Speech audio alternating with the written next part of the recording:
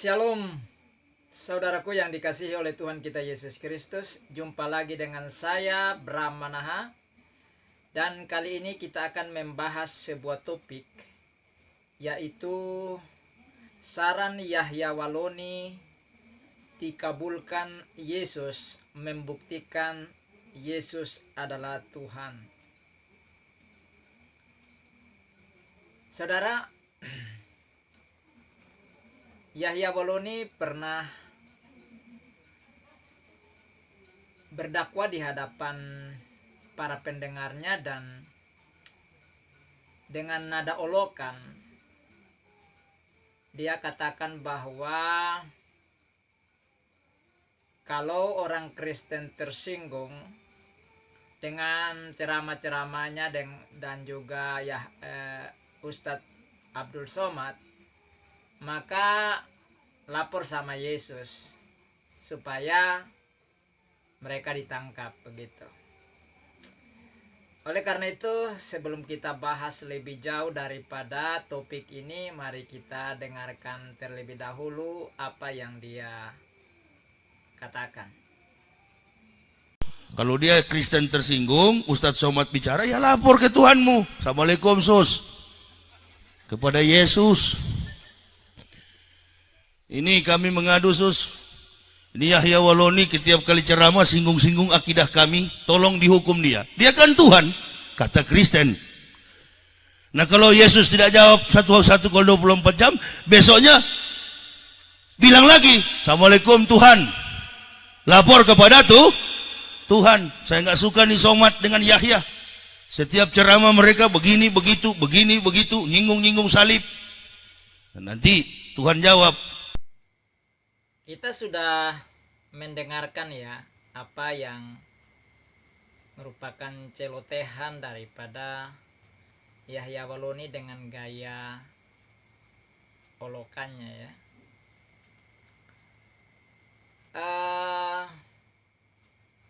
Apa yang dia katakan?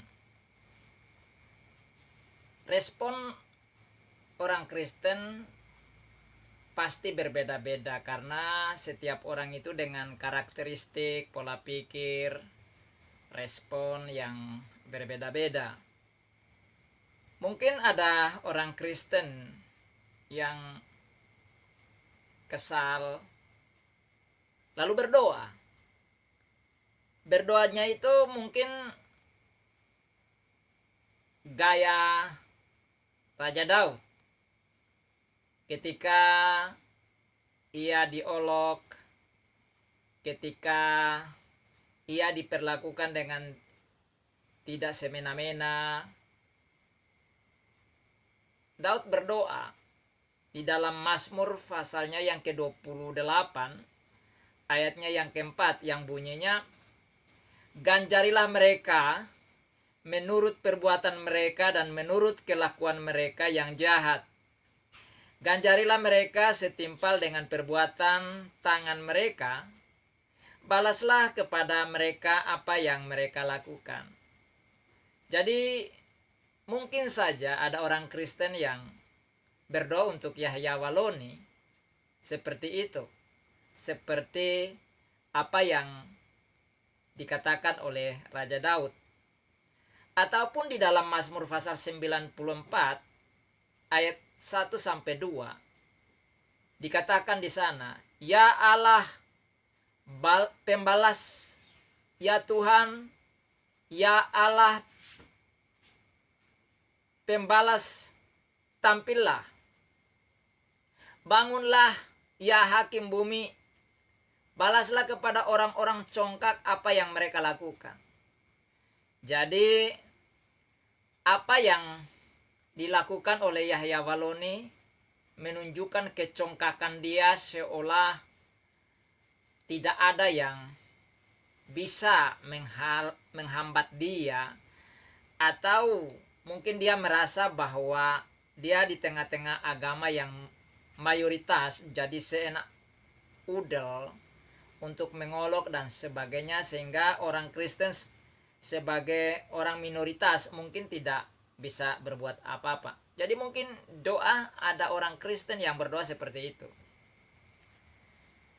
Tetapi mungkin juga ada yang berdoa ya seperti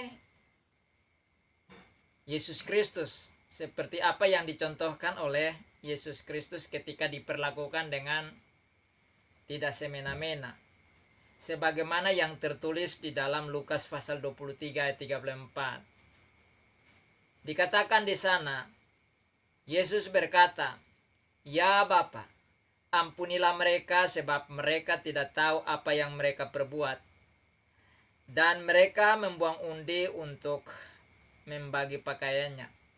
Jadi mungkin ada orang Kristen yang merespon apa yang dilakukan oleh Yahya Waloni dengan berdoa, "Ya Bapa, ya Tuhan, ampunilah Yahya Waloni karena dia tidak tahu apa yang dia perbuat."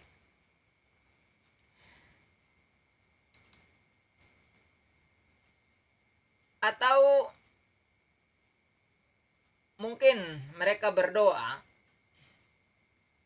seperti apa yang dikatakan atau diajarkan oleh Yesus kepada mereka seperti yang tertuang di dalam Injil Lukas pasal 6 ayat 27 dan 28. "Tetapi kepada kamu yang mendengarkan aku berkata, kasihilah musuhmu. Berbuat baik kepada orang yang membenci kamu. Mintalah berkat bagi orang yang mengutuk kamu. Berdoalah bagi orang yang mencaci kamu." Jadi caci maki daripada Yahya Waloni, olokan Yahya Waloni ini direspon oleh orang Kristen dengan berdoa, mengasihi dia, memberkati dia. Itu mungkin respon yang dilakukan oleh sebagian orang Kristen. Atau mungkin mereka berdoa juga seperti apa yang dicontohkan oleh Stefanus, martir pertama orang yang mengikuti Yesus Kristus. Di mana di dalam Kisah Para Rasul pasal 7 ayat 59 sampai dengan 60. Sedang mereka melemparinya, Stefanus berdoa katanya, "Ya Tuhan Yesus, terimalah rohku." Sambil berlutut, ia berseru dengan suara nyaring, "Tuhan, janganlah tangguhkan dosa ini kepada mereka." Dan dengan perkataan itu meninggallah ia. Jadi mungkin ada orang Kristen yang merespon apa yang dilakukan oleh Yahya Waloni, caci maki, olokan, fitnahan, hujatan yang dia lakukan terhadap kekristenan, terhadap Yesus Kristus, terhadap Alkitab dan seterusnya. Mungkin mereka berdoa supaya janganlah Yahya Waloni dihukum. Mengapa saudara orang Kristen melakukan itu? Tidak ada orang Kristen yang demonstrasi menuntut banyak. Karena orang Kristen tahu dan mereka taat terhadap ajaran Yesus Kristus maupun para rasul. Sebagaimana yang tertulis di dalam Roma pasal 12 ayat 19. Di mana Rasul Paulus katakan di sana, "Saudara-saudaraku yang kekasih, janganlah kamu sendiri menuntut pembalasan, tetapi berilah tempat kepada murka Allah. Sebab ada tertulis, pembalasan itu adalah hakku. Akulah yang akan menuntut pembalasan," firman Tuhan. Jadi orang Kristen tahu bahwa mereka tidak perlu membalas Yahya Waloni. Mereka tahu bahwa Tuhan sendiri yang akan membalas seperti usulan, saran daripada Yahya Waloni. Minta kepada Tuhan, bukankah dia Tuhan? Dan itulah yang dilakukan oleh orang Kristen. Bahwa orang Kristen memberikan ruang, memberikan hak penuh yang dimiliki oleh Yesus Kristus.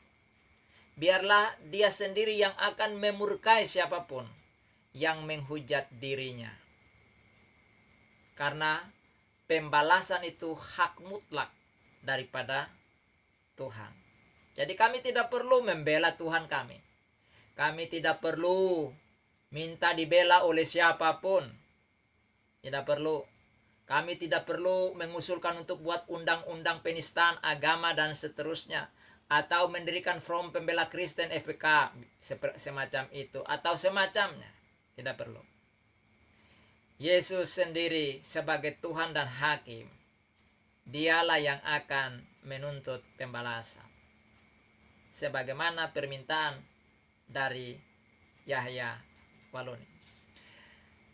Apa yang disarankan oleh Yahya Waloni benar-benar tergenapi, benar-benar terlaksana. Jadi orang Kristen hanya berdoa minta Yesus dan Yesus yang bertindak. Mari kita saksikan berita televisi berikut ini. Pemirsa, tim Direktorat Tindak Pidana Siber Bareskrim Polri menangkap penceramah Yahya Waloni di kediamannya di kawasan Cibubur, Jawa Barat pada Kamis sore kemarin. Yahya langsung digelandang menuju Bareskrim Mabes Polri.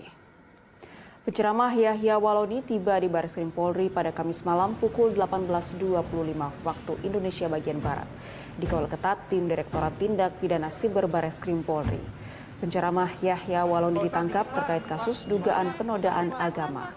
Sebelumnya ia dilaporkan masyarakat cinta pluralisme soal dugaan penistaan agama terhadap Injil. Yahya dilaporkan bersama pemilik akun YouTube Tridatu, di mana dalam video ceramah itu Yahya Waloni menyampaikan bahwa Bible tak hanya fiktif namun juga palsu. Keduanya disangkakan dengan Undang-Undang Nomor 19 Tahun 2016 tentang perubahan atas Undang-Undang Nomor 11 Tahun 2008 tentang informasi dan transaksi elektronik pasal 45A Junto pasal 28 ayat 2 dan atau pasal 156A KUHP. Yang bersangkutan dilaporkan karena telah melakukan satu tindak pidana, yaitu berupa ujaran kebencian berdasarkan sara dan juga penodaan terhadap agama tertentu melalui ceramah yang diunggah pada video di akun YouTube Tridatu. Pada masyarakat tetap tenang, tidak gaduh, percayakan kepada kami, percayakan kepada Polri untuk dapat menuntaskan kasus ini secara profesional, transparan, dan akuntabel berdasarkan perundang-undangan yang telah.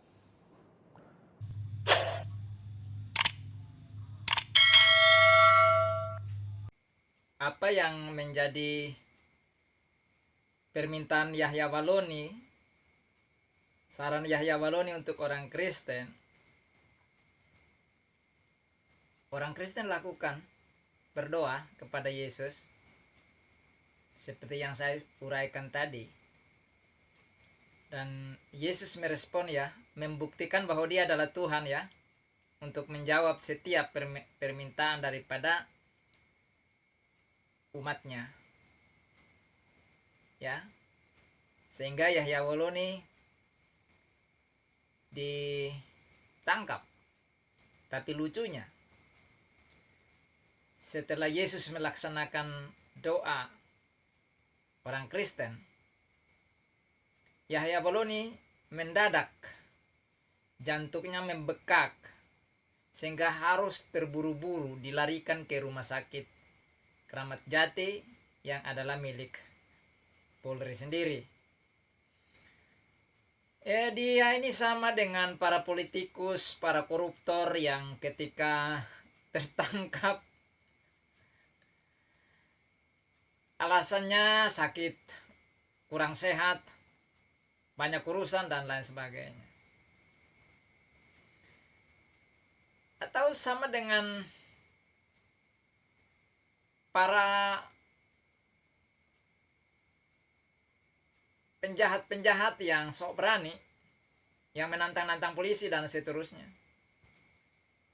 setelah ditangkap, banyak alasan gitu. Dan itu yang terjadi pada Yahya Waloni.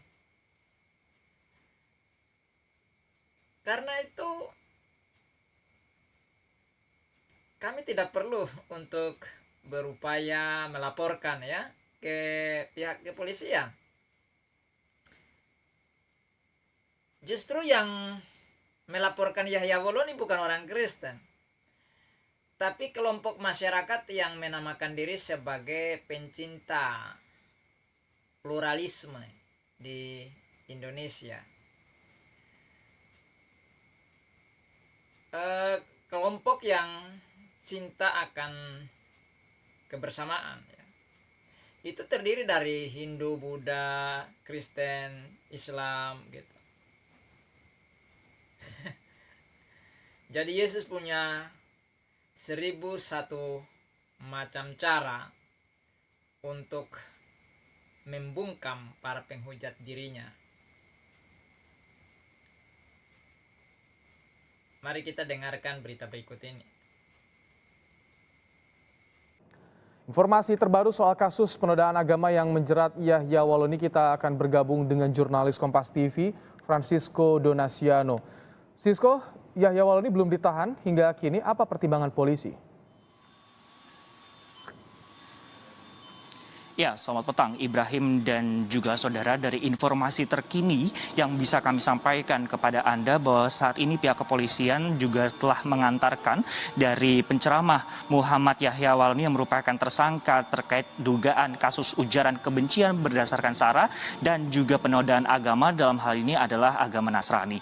Perlu kami jelaskan juga kepada Anda dan juga Ibrahim bahwa terkait masalah ini memang telah dikonfirmasi juga oleh Kepala Rumah Sakit dari RS Polri Kramat Jati dan juga Kepala Divisi Humas Polri bahwa saat ini memang untuk Muhammad Yahya Waloni sendiri sedang menjalani perawatan terkait masalah penyakit jantung, atau dalam hal ini lebih spesifiknya adalah pembengkakan jantung, sehingga memang sudah dibawa atau dilarikan ke RS Polri Kramat Jati untuk mendapatkan perawatan, sehingga kami juga masih menunggu bagaimana proses yang akan dilakukan selanjutnya oleh pihak kepolisian, mengingat bahwa terkait masalah penahanan dari kasus yang kemudian menjerat dari penceramah Muhammad Yahya Waloni. Seperti yang saya katakan tadi, bahwa orang Kristen tidak perlu melapor kepada siapapun, karena manusia tidak dapat dipercaya, tapi Tuhan Yesus dapat dipercaya.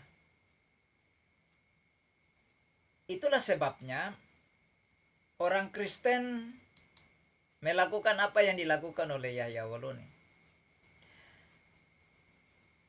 Karena siapa yang menyakiti hati orang Kristen ataupun menyakiti fisik orang Kristen, itu sama dengan melakukan untuk Yesus. Karena Yesus katakan dia adalah kepala dan umatnya adalah tubuhnya. Jadi kalau salah satu anggota tubuh disakiti, maka sama dengan menyakiti Yesus. Itulah sebabnya di dalam Kisah Para Rasul pasal 9 ayat yang keempat dan 5 dikatakan, ia rebah ke tanah dan kedengaranlah olehnya suatu suara yang berkata kepadanya, Saulus, Saulus, mengapakah engkau menganiaya aku? Jawab Saulus, siapakah engkau Tuhan? Katanya, akulah Yesus yang kau aniaya itu. Jadi orang yang menganiaya Yesus, baik secara fisik maupun secara verbal melalui kata-kata dan sikap, dia lakukan kepada Yesus seperti yang dilakukan oleh Yahya Waloni. Dan orang Kristen melapor, mengadu, minta tolong sama Yesus. Dan Yesus lakukan itu seperti saran Yahya Waloni. Karena Yesus sendiri katakan di dalam Yohanes pasal 14 ayat 14, jika kamu meminta sesuatu kepadaku dalam namaku, aku akan melakukannya. Dan orang Kristen melakukan itu seperti saran usul daripada Yahya Waloni. Dan Yesus katakan ia melakukannya. Setelah Yesus melakukan apa yang disarankan oleh Yahya Waloni. Kalau dia di YouTube, dia teriak-teriak, nantang-nantang. Dia katakan dia seperti singa, jadi jangan dibangunkan. Taunya jadi singa ompong.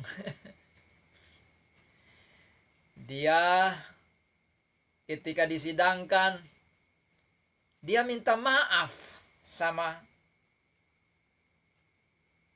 orang-orang. Salah lagi minta alamat minta maafnya. Dia minta maaf sama orang Nasrani. Padahal tidak ada orang yang beragama Nasrani di Indonesia, nggak ada. Yang ada adalah orang Kristen dan orang Katolik. Sama-sama percaya Yesus. Jadi yang dia hina, yang dia tantang itu orang Kristen, bukan Nasrani. Kok minta maafnya salah alamat kepada orang Nasrani? Memangnya di Indonesia ada orang Nasrani apa? Enggak ada orang Nasrani. Di Indonesia ini enggak ada. Itulah. Jadi kalaupun ada orang Kristen yang merasa dirinya Nasrani, itu orang Kristen yang tidak pernah baca Alkitab. Orang Kristen yang baca Alkitab tapi tidak mengerti Alkitab itu sendiri. Ya, jadi sekarang Yesus sudah lakukan permintaan Yahya Waloni supaya dilaporkan agar ditangkap, dan luar biasa ya apa yang didoakan oleh orang Kristen tanpa harus ngamuk-ngamuk di jalanan, dan Yesus lakukan itu. Yesus perintahkan polisi tangkap Yahya Waloni, dan dia minta maaf salah alamat. Salah alamat ya. Ya mungkin dia stres ya, mungkin dia linglung ya. Ya maklum, bangsa linglung. Gitu. Ya, mari kita dengarkan permintaan maafnya yang salah alamat itu. Saya memohon maaf kepada seluruh masyarakat Indonesia, wabil khusus kepada saudara-saudaraku sebangsa setanah air, kaum Nasrani. Jadi orang Kristen tidak perlu melapor-lapor kepada siapa-siapa, cukup meminta kepada Yesus dan Yesus lakukan. Jadi hati-hati untuk menghujat Yesus dan apa yang dia miliki. Ya, saya cuma ingatkan saja contoh-contoh yang sudah terjadi. Ahmad Didat yang menghujat Roh Kudus di Australia dalam ceramahnya, kemudian dia turun dari podium, dia dibungkam oleh Yesus dengan membuat mulutnya stroke sehingga dia tidak berbicara, menderita selama 9 tahun baru wafat, dan orang Kristen justru datang mendoakan dia. Kemudian Zakir Naik yang kemana-mana berkoar-koar, sekarang dia kena masalah, dia tidak boleh pulang ke negaranya. Dia ngumpet di Malaysia, dan masyarakat Malaysia menyoroti dia supaya jangan dia tinggal di Malaysia karena akan memprovokasi masyarakat Malaysia sehingga bisa terjadi perpecahan di antara masyarakatnya. Nah, sehingga dia tidak tahu sekarang ngumpet di mana gitu ya, tidak lagi muncul-muncul di publik. Ya, kita tidak tahu apa yang terjadi pada dirinya. Kemudian di Indonesia seperti Maher ya yang suka menghujat-hujat. Kemudian ya siapa namanya itu Insan Moko Ginta ya, dia getol menghujat Yesus. Akhirnya apa? Dia mati mendadak serangan jantung, ya kan? Nah, sekarang Yahya Waloni, nanti siapa lagi yang nyusul gitu ya. Jadi kita tidak perlu melapor, biarlah Yesus sendiri yang mengkredit satu demi satu. Bagi saudara yang sudah menyaksikan video ini, jangan lupa untuk like, setelah itu subscribe, kemudian berikan komentar di kolom komentar, karena saya akan setia untuk menjawab saudara apapun komentar saudara. Kemudian share kepada orang-orang yang saudara kenal, baik itu keluarga, teman, ya, baik yang Kristen maupun non-Kristen, agar mereka juga tahu informasi-informasi yang kita sampaikan. Dan jangan lupa untuk bunyikan lonceng notifikasinya agar saudara tidak ketinggalan dengan video-video saya yang terbaru. Sampai jumpa pada video berikutnya dan Tuhan Yesus memberkati. Shalom Aleichem, haleluya, amin.